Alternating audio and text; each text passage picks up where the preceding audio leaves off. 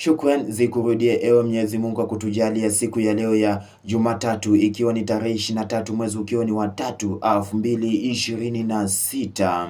Karibu tu dunda viwanjani ewe mpenzi mtazamaji na msikilizaji, na leo hii tunaangazia matokeo ya hiyo jana, ambapo Ligi Kuu Uingereza kuliandaliwa mechi tatu ambapo Aston Villa watoka na ushindi wa bao 2-0 dhidi ya West Ham. Nayo Forest walikosa adabu za mgeni baada ya kutoka na ushindi wa mabao 3-0 na Tottenham.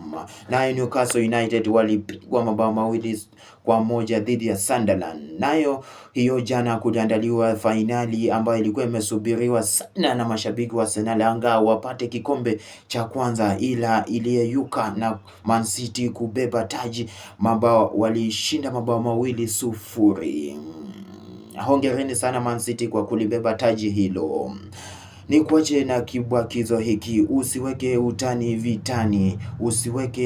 vitani, kwani adui hajui utani atakuangamiza. Ni hayo tu kwa sasa, ila endelea kuganda nami kwenye mitandao yangu ya Instagram, Facebook na TikTok, hata YouTube Mwalimu Mulumbi Sauce, na mengi tutaongea. Spoti utaipata, matokeo na mengine yanayoleta heri maishani. Ni hayo tu kwa sasa.